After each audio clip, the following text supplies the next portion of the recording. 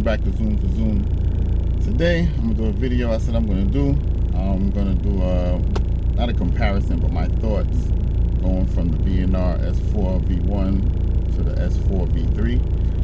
I can't really tell you, driving like a comparison, because I didn't do a real driving video with the S4. So, well, S4 V1. So, but the S4 V3, I can give you my thoughts, what I feel about the differences. I've been driving around for a little bit, and there are some, differences between the V1 that are worth it. So that's definitely a plus. There's really no con S4 V3 to the V1. It's all positive, so you really can't go wrong. We all know the S4 V4 is out, but I spoke to Brian about it, and it's not really much of a difference that if you got a V3 to go to a V4. A V1 to a V3 or V1 to a V4 might be more of a difference that you would see.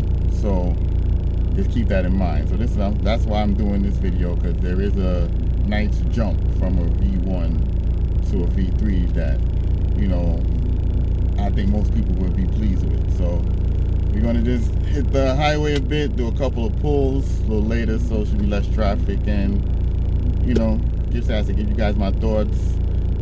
See the car doing a couple of pulls and a couple of gears, and it should be nice. Alright guys, well, the highway's a little packed up, so we're gonna just jump on the conduit, as they call it, and like I said, you get a couple of pulls here. But for the most part, the differences you find between the V3 and the V1 spool. So you get more lower end, power, because the V3 spools a bit faster than the V1. So I would say as the V3, you're probably coming on boost around, I would say 3,200 pounds, whereas the V1, it's like at 34, 35 almost, that you're starting to really getting some boost. And then even on the top end, it pulls a little harder. So yeah. Pull in for you guys.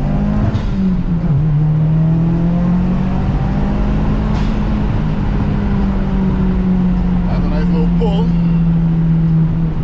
Feels good.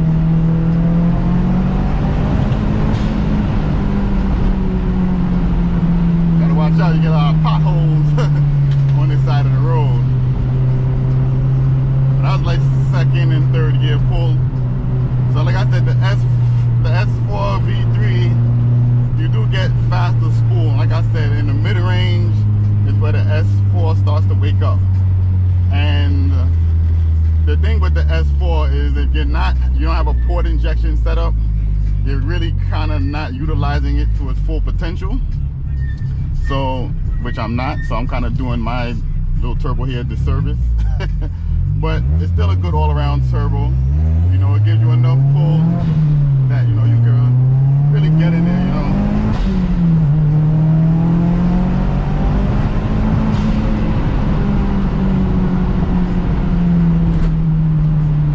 Hard to get in fourth gear when the light is coming up. But yeah, man. So it's a really nice turbo. I really like it, It really gets the job done. And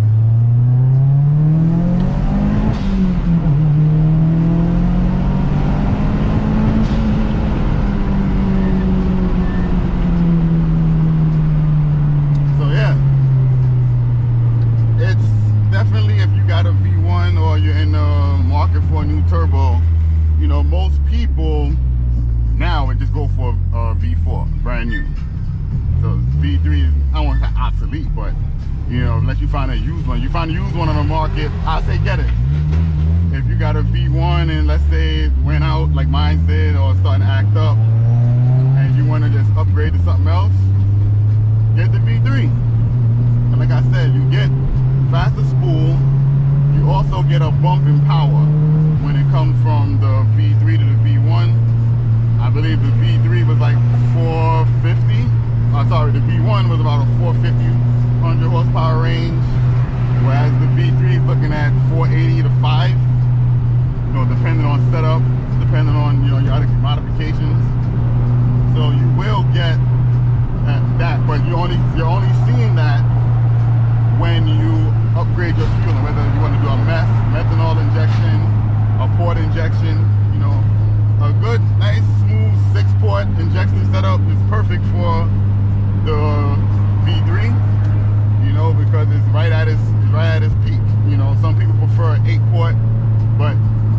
they're using an 8-port for this. So I'm saying you think an 8-port, a real big power, then, you know, go away from the BNR S4, maybe S5, F6, you know, those type of turbos, precisions. But the S4, you know, V3 is a good street turbo. But yeah, man, now we're in the regular streets again, so there ain't gonna be no more pulls. Like I said, I was gonna hit the highway, but like there was some traffic more than I wanted. So in the conduit, I got a few pulls to show you guys. You know, sorry, couldn't get no fourth gear, but you got the idea, right?